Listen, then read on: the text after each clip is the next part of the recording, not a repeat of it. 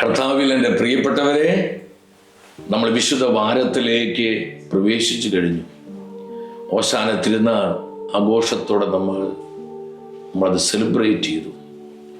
സമാധാന രാജാവായി നമ്മുടെ കർത്താവ് കഴുതപ്പുറത്ത് ജെറുസലേമിലേക്ക് രാജ്യീയ പ്രവേശനം നടത്തിയതിൻ്റെ ഓർമ്മയായിരുന്നത്. ഹോസാന എന്നുള്ള വാക്കിനർത്ഥം ഞങ്ങളെ രക്ഷിക്കണമേ എന്നാണ്.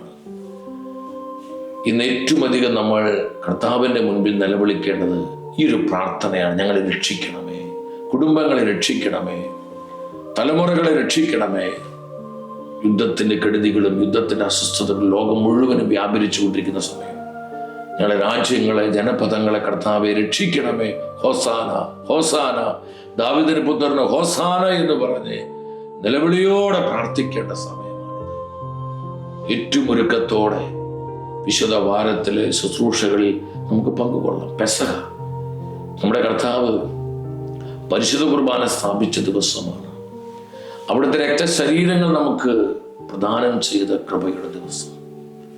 മനുഷ്യവർഗത്തിന്റെ വീണ്ടെടുപ്പിന് വേണ്ടി ആ പെസഹയുടെ രാത്രിയിൽ ഗെത്സമനിയിൽ കർത്താവ് പ്രാണവേദനയോടുകൂടി പ്രാർത്ഥിച്ചു.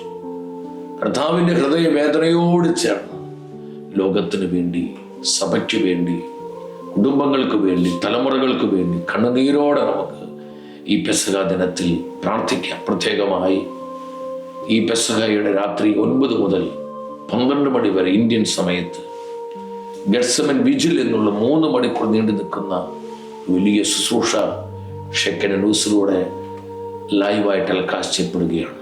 നിങ്ങൾ ലോകത്തിന് ഏത് ദിക്കിലാണെങ്കിലും ഒരുമിച്ച് വന്ന് നമ്മുടെ കർത്താവിൻ്റെ ഹൃദയവേദനയോട് ചേർന്ന് നമുക്ക് ആ 3 മണിക്കൂർ അവനോടൊപ്പം ഉണർന്നിരുന്ന് നമ്മുടെ കർത്താവിൻ്റെ ഹൃദയത്തെ ആശ്വസിപ്പിക്കുന്നവരാകാം. മറ്റൊരു പ്രധാനപ്പെട്ട കാര്യം, പെസഹ നമ്മൾ ആചരിക്കേണ്ടത് പുളിപ്പില്ലാതെയാണ്. പുളിപ്പെന്ന് പറയുന്നത് എന്താണ്?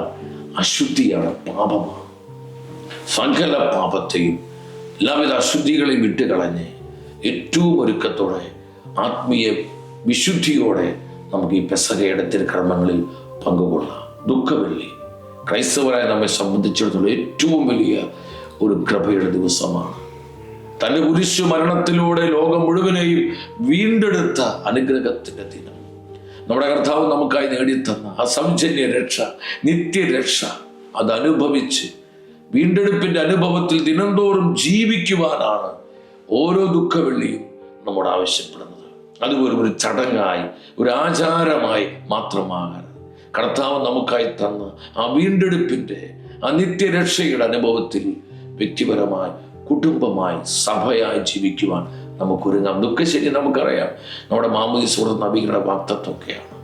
സഭയിലും ഈശോയിലും നമ്മുടെ വിശ്വാസം, നമ്മുടെ വിശ്വാസത്തെ മുറുകെ പിടിച്ച് മരിക്കേണ്ടി വന്നാലും, രക്തം ചിന്തേണ്ടി വന്നാലും, എന്തൊക്കെ നഷ്ടപ്പെടുത്തേണ്ടി വന്നാലും നമ്മുടെ വിശ്വാസത്തോടെ ധീരതയോടെ മുറുകെ പിടിച്ച് ആ വിശ്വാസം ജീവിക്കുവാനുള്ള കൃപയഭിഷേകവുമാണ് ദുഃഖശരിയുടെ ശുശ്രൂഷകൾ നമുക്ക് പ്രദാനം ചെയ്യുന്നത്.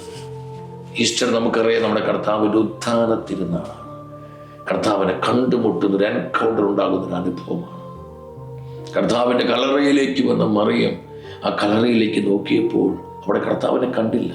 മാലാഖമാര് പറഞ്ഞു, അവൻ ഇവിടെ ഇല്ല, അവൻ ഉയർത്തെഴുന്നേറ്റു. അവൾ കല്ലറയ്ക്ക് വെളിയിൽ കരഞ്ഞുകൊണ്ട് കാത്തു നിന്നു. അവൾ കർത്താവിനെ കണ്ടുമുട്ടുകയാണ്. അവളുടെ ആദ്യത്തെ ഈസ്റ്റർ മെസ്സേജ്, ലോകത്തിന് നൽകപ്പെട്ട ആദ്യത്തെ മെസ്സേജ് എന്താണ്? റോഡിൽ ചെന്ന് ശിഷ്യരോട് പറഞ്ഞു, ഐ സോ ദ ലോർഡ്, ഞാൻ കർത്താവിനെ കണ്ടു, ഞാൻ കർത്താവിനെ കണ്ടു. I have seen the Lord, ഞാൻ എൻ്റെ യേശുവിനെ കണ്ടു. എൻ്റെ സഹോദരങ്ങളെ, ഓരോ ഉത്ഥാന തിരുനാളും ഈ ഒരു എൻകൗണ്ടറിലേക്കാണ് നമ്മളെ നയിക്കേണ്ടത്. വെറും അത് തീറ്റയും കുടിയും ഒരു ആചാരവും ഒരു ആഘോഷമായി മാറാതെ കർത്താവിനെ കണ്ടുമുട്ടി അവൻ്റെ ഉദ്ധാന ശക്തിയിൽ ജീവിക്കുന്ന ഒരു കൃപയിലേക്ക് നമുക്ക് വളരാം. അതിനായി ഈ വിശുദ്ധ വാരത്തിൽ ഓരോ ശുശ്രൂഷയും നമുക്ക് ഏറ്റവും ഒരുക്കത്തോടെ പങ്കെടുത്ത് ഈ കൃപ ധാരാളമായി നമുക്ക് സ്വീകരിക്കാം. നിങ്ങളേവരെയും ഈശോ അനുഗ്രഹിക്കട്ടെ. ഒരിക്കൽ കൂടെ വിശുദ്ധ വാരത്തിൻ്റെ ഈ പുണ്യദിനത്തിൻ്റെ സകല നന്മകളും സ്നേഹത്തോടെ നിങ്ങൾക്ക് എവർക്കും ആശംസിക്കുന്നു. കർത്താവിൻ്റെ കൃപയും സമാധാനവും കൂടെ ഉണ്ടാകട്ടെ.